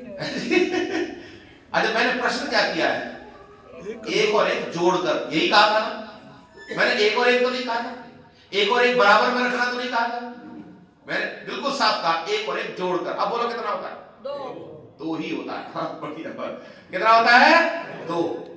ये गणित का प्रश्न है। और समाज में प्रश्न है 1 और 1 11 होता है। जब बराबर में रख दिया जाए या दो लोग काम करें तो हमारे यहां मुहावरा बन गया है। क्या बन गया है? 1 और 1 11। लेकिन गृहस्थ का गणित ऐसा होता है जहां 1 और 1 1 होता है। जोर से बोलो एक बार, 1 और 1 होता है। क्योंकि विवाह के बाद पत्नी को अर्धांगिनी कहा जाता है। क्या कहते हैं? अर्धांगिनी। ये कौन है? अरे ये मेरा आधा अंग है। कैसे परिचय दिया देखो, ये सनातन की खूबी है। ये कौन है? ये मेरा आधा अंग है, मैं इसका आधा अंग हूं। ये अर्धांग और अर्धांगिनी तब जाकर के एक बनेगा। इनका स्वभाव ऐसा है कि हम एक हैं, इनका स्वभाव है हम 2 हैं। इनके पास समस्या का, हर समस्या का समाधान है। अब आपने उत्तर देना, मैं समस्या बताऊंगा, उत्तर आपने देना है। अगर गरीबी आ जाए तो समाधान है कि नहीं? इनके पास, जोर से बोलो, है। किनके पास? जो एक है। वो गरीबी में भी कोई परेशानी नहीं है। अच्छा, कोई दुर्घटना हो जाए तो बोलो समाधान है कि नहीं? अच्छा चलो, अगर 14 साल बन जाना पड़े तो देखो मैं कहां ले गया आपको, एक झटके में कितनी दूर ले गया। अच्छा बोलो कहां ले गया? ओहो, रामायण काल में ले गया। मर्यादा पुरुषोत्तम श्री राम कह रहे हैं, देवी मैं बन जा रहा हूं। मैं कहां जा रहा हूं? मैं बन जा रहा हूं और तुम आराम से रहना। मैं 14 साल बाद आऊंगा। मां की सेवा करना। ये जो देवर हैं इन सबको भाई की तरह रहना। लक्ष्मण जा रहा साथ में? नहीं, अकेले बात कर रहे हैं। वो बता रहे हैं मैं जा रहा हूं। आराम से रहना, ये देवरों को भाई की, अनुज की तरह पालन करना। अच्छा, परिवार का ध्यान रखना। तो भगवती सीता कहती है ये हमको क्यों समझा रहे हो, हम भी तो साथ चल रहे हैं। उन्होंने इस बात को एकदम सिरे से खारिज कर दिया, और हम तो साथ चल रहे हैं। मर्यादा पुरुषोत्तम श्री राम कहते हैं, देवी तुम साथ में नहीं चल रही हो। वनवास मुझे हुआ है, तुमको नहीं। तुम यही रहो, आराम से रहो। बहुत परेशानी आती है मन में। वो कहते नहीं हमें कुछ मत समझाओ, हमें मत समझाओ, हमें साथ चल रहे हैं। फिर कहते राम, देवी तुम वन को नहीं जानती हो। वन बड़े खतरनाक होते हैं, बड़े बड़े भयंकर जीव जंतु होते हैं। रात बड़ी भयानक होती है। बोलो, रात बड़ी भयानक होती है, सुरक्षित नहीं रहते हैं। हे देवी तुम आराम से रहो। तो भगवती सीता ने एक बार ये नहीं कहा कि देखेंगे सोचेंगे ना, मान कि हमें बिल्कुल मत समझाओ, जहां आप हो हमें कोई परेशानी होने वाली नहीं है। एकदम झंझट काट दिया, माने कि बार बार मत समझाओ हमको, और ये बिल्कुल मत कहो कि यहां रहना है, हम साथ चलेंगे। भजन गाया हमारे कवियों ने, साथ चलूंगी साथ तुम्हारे, मुझको यहां नहीं रहना। कितना कमाल लिख दिया। पता चला भगवती सीता साथ चलने को तैयार हो गई। नहीं, अभी और चलो जरा। 14 साल बन जाना पड़े तो कोई परेशानी नहीं है, और 14 साल अगर पति को वन भेजकर घर में रहने पर भी कोई परेशानी। अरे बोलो, कौन है वो देवी? जिस देवी ने अपने पति से कहा, जब पति ने कहा हे देवी मैं भाई के साथ जा रहा हूं, मुझे भाई के साथ जाना है, तुम चलना चाहो तो मेरे साथ चल सकती हो। तो वो उर्मिला कहती है, हे देव मैं तुम्हारे साथ नहीं चल सकती, क्योंकि तुम भैया भाभी की सेवा करोगे कि मेरी सेवा करोगे, मैं तुम्हारा इंतजार करूंगा। अच्छा, कितने दिन की बात हो रही है? 2-4 दिन की तो नहीं हो रही। कितनी बड़ी बात है, आप अंदाजा लगा पा रहे हैं इस बात का? कितनी बड़ी बात है ये। उर्मिला कहती है देव मैं तुम्हारा 14 साल तक इंतजार करती, तुम जाओ। अंदाजा लगाओ ये लोग कैसे लोग हैं। ये कोई ऐसे ही सामान्य पर व्यवस्था नहीं है, वेद के आधार पर अपना जीवन जीते हैं। उस देवी का कितना बड़ा त्याग है। 14 साल बाद वापस वन से आएगा, उसको कोई परेशानी अनुभव नहीं। अच्छा आज कह के देखो किसी महिला से, पता चल जाएगा। या पति अपनी पत्नी को कह के देखे ये घर छोड़ के चलना है, तो पता है क्या कहेगी? दिमाग खराब हो गया, बर्बाद तुझे हुआ, तू जाना। और 14 साल तो बहुत बड़ी बात है बंधु। हम यही आपको बताना चाह रहे हैं कि वेद की मार्ग पर चलने वाले लोगों को कोई परेशानी बोलो नहीं, रुको अभी भगवती सीता वन चली गई है, 14 साल रहना है। भोजन की व्यवस्था कैसे होगी, ठहरना कहां होगा, कपड़े कैसे पहनेंगे, कैसे जीवन कटेगा, कोई प्रश्न नहीं, कोई शंका नहीं, कोई झगड़ा नहीं, कोई समस्या नहीं। परिवार के लोग मिलकर के तीनों प्राणी रह रहे हैं, झोपड़ी बना ली है, रह रहे हैं बन के, सारे झंझट मुसीबतों को कोई परेशानी नहीं, आराम से चल रहा है। नहीं, उस समय एक परेशानी आई, एक रावण सबसे बड़ी मुसीबत आ गई और रावण भगवती सीता का अपहरण।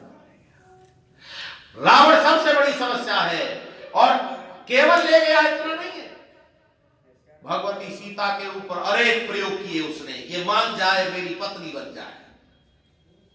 महिलाओं को भेजा डराने के लिए, धमकाने के लिए, बहलाने के लिए, फुसलाने के लिए, अनेक प्रयोग किए, खुलने का जाकर प्रयोग किए, कैसे भी मान जाए। एक दिन तो तलवार लेकर के दौड़ पड़ा और क्या कहता है, काट डालूंगा यदि मेरी बात नहीं मानी तो सुनो भगवती सीता क्या कहती हैं। वो कहती है रावण तेरे अंदर जितनी ताकत है वो सारी ताकत, सारे साधन, अरे सब कुछ प्रयोग कर ले, लेकिन ये सीता राम के अतिरिक्त किसी को दिमाग में लाएगी ऐसा कभी नहीं हो सकता है। यह है वेद का। क्या कहा? भगवती सीता के दिमाग में एक बात बैठी हुई है, वेद के आदेश के अनुसार कि मेरा पति मेरा है, उसके अतिरिक्त कोई दिमाग में आना। अरे बोलो आनंद आया कि नहीं? अच्छा ये बात बैठ जाए, सारे झंझट खत्म, सिरे से खत्म, ना डिप्रेशन होगा, ना कोई परेशानी आएगी, ना पति पत्नी में झगड़ा होगा। अच्छा इनसे तो मिल लिए, जरा इनसे भी मिल लो। ये कौन थे, ये कौन सा परिवार है, ये पति पत्नी कैसे हैं जो कभी भी अलग होने का विचार रखते हैं। आज हमारा देश इसी ओर जा रहा है। जिनके मस्तिष्क में अन्य विचार चल रहा हो, सच बताओ उनका जीवन सुखी होगा कि दुखी? जिनके मन में ऐसा चल रहा हो हम कभी भी अलग हो सकते हैं, बोलो समस्या होगी कि समाधान? और एक बात और सुनो, ये समस्या पैदा तो होंगी ही, लेकिन ये समस्या पैदा करेंगे। जोर से बोलो, समस्या पैदा करेंगे, एक दूसरे के सामने समस्या पैदा करेंगे, नई नई समस्या लाएंगे। नमक ज्यादा पड़ जाए तो तलाक हो जाए, मिर्ची ज्यादा पड़ जाए, अरे बोलो मायके जाने से मना कर दे, कहीं जाने से मना कर दो, तलाक तलाक तलाक। अरे बाप रे, एक घटना बड़ी अद्भुत घटी। एक क्यों अनेक, मैं तो एक उदाहरण दे रहा हूं। एक महिला, एक पत्नी ने अपने पति से कहा मैं पढ़ना चाहती हूं। पति ने कहा पढ़ ले। उसने मेहनत की, पैसा कमाया, पत्नी को पढ़ाया और इतना पढ़ाया कि नौकरी लग गई पत्नी की और दूसरे के संग भाग गई। है जी? पति ने पढ़ाया, मेहनत की, नौकरी लगाया, और पति को छोड़कर दूसरे के संग, अरे बोलो कौन है ये लोग? ये लोग वेद के विचार से परिचित नहीं। अगर वेद के विचार से परिचित होते तो सच बताओ, देवी पति के आदर के साथ, सम्मान के साथ पति को आदर करती है। देव, तूने मुझे नौकरी लगा दिया, तूने कितना भला किया मेरे साथ। उसका आदर करती, उसे बैठ कर खिलाती। बोलो हाँ या ना? कौन लोग हैं ये जिन्हें यही पता नहीं है कि कहां जा रहे हैं? उससे भी ज्यादा गड़बड़, उससे भी ज्यादा देखने लायक समय उस दिन हुआ जब एक लड़की 4 बच्चों को लेकर के पाकिस्तान से हिंदुस्तान आ गई, और एक लड़की 2 बच्चों को छोड़कर पाकिस्तान चली गई। कौन लोग हैं ये? वेद से अपरिचित। जोर से बोलो, वेद से अपरिचित लोग हैं। अच्छा, उस लड़की को देखो, उस लड़की का कितना दिमाग खराब हुआ होगा। जो लड़की शादी दूसरे के साथ कर रही है, दिमाग में दूसरा लड़का है। यही हुआ कि नहीं? शादी करते समय उसके दिमाग में और लड़का है, और शादी किसी के साथ कर रही है। 3 दिन बाद उस लड़के को मार देती है पति, जिसके साथ शादी, उसे मार देती है। काश ये लोग वेद का थोड़ा संकेत सुन लेते तो इन्हें पता चल जाता पति पत्नी क्या होता है, माता पिता क्या होते हैं, भाई क्या होता है, बहन क्या होता है। कम से कम इतनी बातें तो पता चल जाती। राष्ट्र क्या होता है, समाज क्या होता है, सत्य क्या होता है, ये केवल वेद के विचारों से पता चलेगा। बिना वेद के ये परिचय होने वाला नहीं। तो क्या पता चला? वेद के विचार स्वस्थ विचार।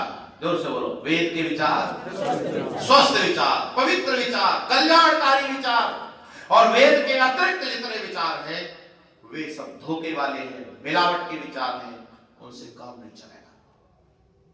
एक समय था जब आप बाजार में कहीं चले जाते, कहीं भी, और यूं कहते भाई घी चाहिए, घी, तो वो क्या कहता था? आज से 50 साल 100 साल पहले की बात कर रहा हूं, आज की भी बताऊंगा। तो 50 साल पहले का व्यक्ति ये कहता था, कितना दे दूं? दुकानदार क्या कहता था? बोलो, कितना दे दूं? लेकिन आज आप जाइए, घी चाहिए, तो ये नहीं कहेगा कितना दे दूं, कौन सा दे दूं। अंतर है कि नहीं? क्योंकि उस समय घी के नाम पर देसी घी ही था। उस समय घी के नाम पर दूसरा कोई विकल्प ही नहीं था। और आज कितने विकल्प हैं? ये कंपनी, ये कंपनी, ये कंपनी, ये कंपनी। ओहो, देसी घी 100 रुपए किलो। कितने रुपए किलो? 100 रुपए किलो, 500 रुपए किलो, 1000 रुपए किलो, 2000 रुपए किलो। भाई ये क्या है? अरे 100 रुपए किलो में भी कोई घी आता है क्या? लेकिन बाजार में मिल रहा है पूजा का घी। सावधान हो जाओ, चर्बी है वो, पशुओं का, एनिमल का वेस्टेज है। उनके शरीर से जो फैट निकाला गया उसमें सेंट छिड़क करके घी जैसा बना करके आपको भेजा जा रहा है। और आप समझ रहे पूजा का घी बढ़िया ही होगा। हो सकता है वनस्पति, उसमें कुछ भी नहीं है, वनस्पति जरा मांस है, लोग कर लो बात। इसीलिए आप नोट करो, वेद का विचार विशुद्ध देसी गाय का घी है, और सारे विचार डालडा और मिलावट के घी है। इसीलिए आप पहचान नहीं कर पा रहे घी सब एक जैसे। अंतर है, उसको स्पष्ट करो। आप कैसे समझेंगे इसको? एक उदाहरण देता हूं, फिर विराम की ओर ले चलूंगा। आप बहुत देर से बैठे हैं, फिर समापन करेंगे, धन्यवाद करेंगे। सुनो, गंगा जी कहां से निकलती है? हिमालय। हाँ बोलो, और बोलो। गौमुख से, हिमालय से, और बोलो गंगोत्री से। ये सब एक ही बात है लगभग। हिमालय से निकलती है, गंगोत्री गौमुख से निकलती है, ठीक है जी। गौमुख से निकलकर गंगा चलती है, कहां पहुंचती है? कलकत्ता। यही पास में ही है, यार दूर थोड़ी है। यहाँ से जाइए कोलकाता, क्या जगह है उसका नाम? जगह का नाम क्या है जहां गंगा सागर में विलीन होती है? उसका नाम गंगा सागर है। क्या नाम है? नाम ही गंगा सागर है, गंगा विलीन होती सागर। गंगोत्री से गंगा सागर तक गंगा बहती चली जाती है। प्रश्न है, गंगा का जल कहां से मिलेगा? सुनो सुनो सुनो। गंगा कहां से निकलती? गंगोत्री से। फिर कहां आ जाती? ऋषिकेश। ऋषिकेश से कहां थी? हरिद्वार। हरिद्वार के बाद कहां थी? बुलंदशहर। बुलंदशहर के बाद कहां थी? यहां पर हमारे पास एक कल वो पड़ता है, क्या वो नरौरा पड़ता है। नरौरा के बाद कहां जाती? कानपुर चली जाती। फर्रुखाबाद। फर्रुखाबाद के बाद कानपुर। कानपुर के बाद पटना। पटना के बाद ऐसे होते हुए बंगाल में होते हुए पहुंच जाती है। मैंने ये रास्ते सीधे बताए आपको ताकि आपको प्रश्न थोड़ा और अच्छे से समझ में आए। ये बताओ, गंगा जल कहां से मिलेगा? है जी?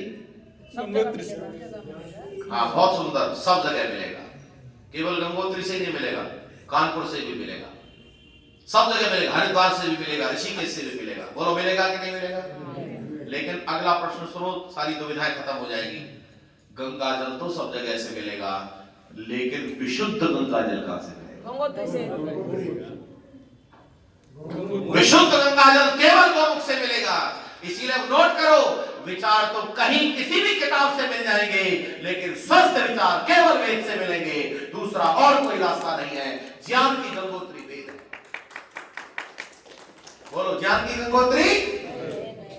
वहां से निकलते हुए विचार मिलावट वाले चलते रहे, किताबें लिखते रहे, और मिले और लिख गई, और मिलावट हुई और लिख गई।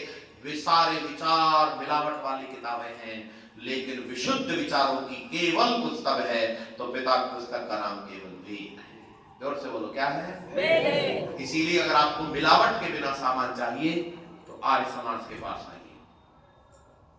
बिना मिलावट का सामान चाहिए तो ऋषियों के पास जाइए। इसीलिए जब गुरुजी के पास से निकलने लगे ऋषि जान, तो कहा ऋषिकृत ग्रंथ पढ़ना, आर्ष ग्रंथ पढ़ना, इसमें है ये मिलावट के नहीं है, ये सारा सामान मिलावट वाली किताबें पढ़ रहा है।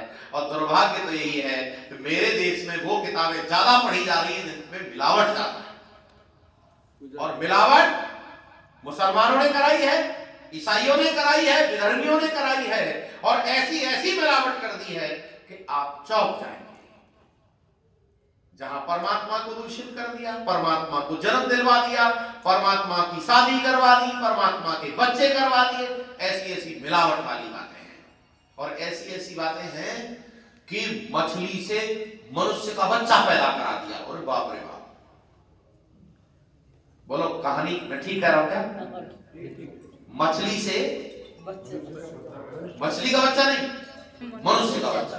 लेकिन हमने ये पूछा, भाई ये बताओ, ये साइंस तुम लाए कहां से? ये मछली से मनुष्य का बच्चा पैदा हो जाए, ये साइंस लाए कहां से तुम? हमें एक प्रश्न का उत्तर दे दो। इस मछली ने इस बच्चे को जन्म कहां दिया? पानी से बाहर के पानी के अंदर? क्योंकि बाहर निकालोगे मछली मर जाएगा। हाँ, और अंदर रहने दोगे तो बच्चा मर जाएगा। बताओ कि इसका जन्म कहां हुआ है? ऐसी ऐसी पागलपंती की बातें हैं। ये क्या है? मिलावट, अस्वस्थ स्वस्थ विचारों के विरोधी बीमार विचार है। देवताओं को दूषित कर दिया, योगेश्वर कृष्ण को दूषित कर दिया, मर्यादा पुरुषोत्तम श्री राम के ऊपर तने को नाचन लगा दिए, किसी ने ये बना दी, जातियां बना दी। वैदिक व्यवस्था में कोई भी समस्या नहीं है, ना वहां जातिवाद है, ना वहां संप्रदाय है, ना वहां छुआछूत है, ना नारियों के प्रति अत्याचार है, ना किसी का हक दबाने की बात है। वेद में स्वस्थ विचार हैं और मनुष्य जन्म के आधार पर सब एक जैसे हैं। हम सबकी एक जाति है, कर्मों के आधार पर उनके विभाग किए गए हैं, पवित्रता के आधार पर विभाग किए गए हैं, और ऊंच नीच का कोई भेदभाव नहीं है। अगर वहां शूद्र भी है तो वह भी अछूत नहीं है, वह पास में बैठने लायक है। इस समाज को कोई बचा सकता। तो केवल वेद का विचार बता सकता है और कोई नहीं बता सकता। इसीलिए मेरी विनम्रता से आपसे प्रार्थना है कि आप अध्ययन करो भाई, और पैरेलल अध्ययन करो। अगर आप वेद को पढ़ो तो इन पुस्तकों को पढ़ो, अगर केवल इन्हीं पुस्तकों को पढ़ोगे तो नुकसान होगा, क्योंकि पता कैसे चलेगा सही क्या है, सही गलत का निर्णय तो तब पता चलेगा जब दोनों बातें आएंगी। अच्छा, मैंने जैसे आपको आज पैरेलल बातें बताई हैं, ऐसे पढ़ोगे तो बोलो क्लियर होगा कि नहीं होगा? क्लियर होगा। और केवल एक बात पढ़ोगे तो कैसे क्लियर होगा? अगर व्यक्ति यही मानता रहे मैं परमात्मा की कठपुतली हूं तो वो यही मानेगा, लेकिन अगर ऋषि दयानंद का विचार मिल जाएगा कि नहीं परमात्मा की कठपुतली नहीं, तब वो चिंतन करेगा। जब विरोधाभास आएगा, जब कंट्रोवर्सी आएगी, तब पता चलेगा, सोचेगा कि भाई दोनों विरोधी में से दोनों सही तो नहीं हो सकते, क्योंकि दोनों विरोधी कभी दोनों सही नहीं हो सकते। दोनों गलत तो हो सकते हैं विरोधी, लेकिन दोनों सही नहीं हो सकते। और ये पता चलेगा अध्ययन के आधार पर। सत्यासत्य का निर्णय करना है तो एक बात सुनो, फिर विराम करता हूं। अगर आपको ये कह दिया जाए कि रामायण एक पुस्तक है, बोलो जोर से, क्या नाम है जी? रामायण, और एक पुस्तक है रामचरितमानस। इन दोनों में अगर विरोधी बातें हैं तो सही किसकी मानी जाए? मेरा प्रश्न समझ में आया? यदि इन दोनों पुस्तकों में विरोधी बातें हैं तो सही किसकी मानी जाए, ये बताओ। तो आपने कहा रामायण की, मूल ग्रंथ, क्योंकि रामायण पहला है, वो संस्कृत का है, उसी काल में लिखे हुए व्यक्ति ने लिखा है, उसी काल में रहने वाले ने। लेकिन रामचरितमानस आज से 450 साल पहले लिखा है, लाखों वर्षों का अंतर है। इसीलिए हमने सहज भाव से विचार किया कि रामायण की बात ज्यादा सही है। अच्छा, यदि शास्त्र और पुराणों की बात में से अगर विरोधी हो तो किसकी बात मानी जाए? पुराण शास्त्र की। ये बताओ, ये बात समझाओगे कैसे लोगों को? इसीलिए सबसे ज्यादा प्रामाणिक बात किसकी है? वेद है, शास्त्र है, दर्शन है, पुराण है, स्मृतियां हैं। अगर ये सारी विरोधी हैं तो ये बताओ इनमें बात किसकी मानी जाएगी? इसमें केवल एक उत्तर होगा, वेद की बात मानी जाएगी। अरे बोलो जोर से, किसकी मानी जाएगी? क्योंकि वेद सर्वोपरि है, वेद स्वतः प्रमाण है। इसीलिए ऋषि दयानंद कहते हैं वेदों की ओर लौटो, गलत रास्ते पर मत जाओ। आप स्मृतियों में पढ़ लिए, पुराणों में पढ़ लिए, कहां चले गए? अरे कहां घूम रहे हो? सही बात यहां से। इसीलिए वेदों की ओर आओ। सत्यासत्य का निर्णय करना है तो हमें प्रामाणिक बात जाननी पड़ेगी। जैसे अच्छा, लोगों में भी तो होता है, लोगों में भी तो होता है, किसकी बात माने? किसकी बात माने? आज कोई व्यक्ति प्रामाणिक बोलो नहीं रह गया है। महाभारत में ले चल रहा हूं मैं आपको। द्रोणाचार्य के सामने ये कहा गया कि अश्वत्थामा मारा गया, यही बात है कि नहीं? तो द्रोणाचार्य ने क्या कहा? मुझे विश्वास नहीं होता, क्योंकि तुम लोगों का विश्वास नहीं मुझे, मैं किसको पूछूंगा? हाँ, युधिष्ठिर को पूछूंगा मैं।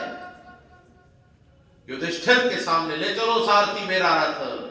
युधिष्ठिर अगर कह देगा मर गया तो मान लूंगा, और वो नहीं कह देगा नहीं मरा तो मैं बिल्कुल नहीं मानूंगा। अच्छा बोलो, प्रामाणिकता हुई व्यक्ति की कि नहीं? ऐसे ही कभी आर्य समाज के व्यक्ति की भी प्रामाणिकता थी।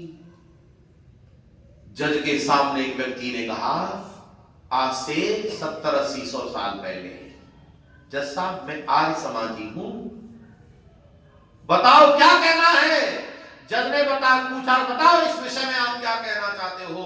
आर्य समाजी की बात को अक्षरशः सत्य मान करके जजमेंट दे दिया जज ने। आर्य समाजी की ये कभी इतनी उन्नति हुई थी, इतना प्रामाणिक बन गया था, क्योंकि लोगों को पता चल गया था कि आर्य समाजी झूठ नहीं। ऐसे ही कभी आपके इस भारत देश भी प्रामाणिकता के साथ विश्व में माना जाता है। हमारे यहाँ का नौजवान अगर कहीं किसी दूसरे देश में घूमने चला जाता था ना, तो हंगामा हो जाता था, ये भारत देश का नौजवान कैसे आ गया? इसका आदर करो, क्योंकि ये पवित्र व्यक्ति है, ये बहादुर व्यक्ति है, इसका विरोध मत करना। और बहुत देर लोग तो तो शादी कर देते थे उसकी, शादी कर दो इसकी शादी, क्योंकि मित्रता तो टूट सकती है, रिश्तेदारी ना टूटेगी। इसीलिए विदेशों के लोगों ने हमारे राजकुमारों के लिए अपनी बेटियां दे दी। यह है प्रामाणिकता। भारत देश की प्रामाणिकता खराब हो गई है, अब कोई किसी पर विश्वास नहीं करता है।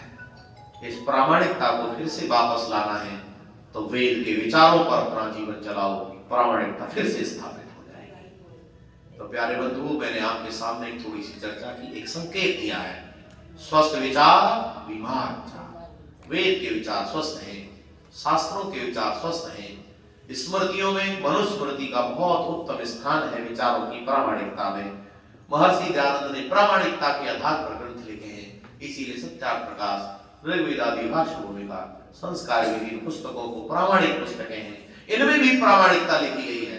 इनको आप पढ़ो, पढ़कर जीवन को बदलो, क्योंकि ये जीवन चल रहा है, ना तो पहला है ना ही आखिरी है।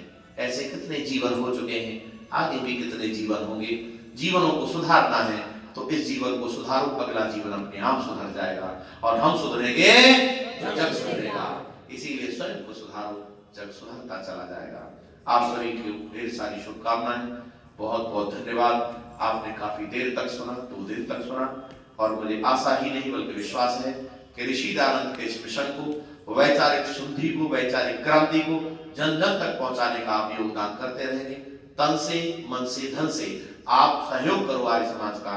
आर्य समाज ऐसे ही निरंतर गति करते हुए 40 से 45-50 देशों तक पहुंच चुका है, और जल्दी ही पूरे विश्व भर में स्थापित होकर के ऋषि दयानंद के संदेश को निरंतर देता रहेगा।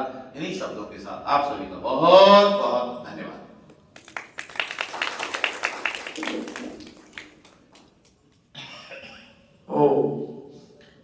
આપણે ધીરજ ધીરજ આચાર્ય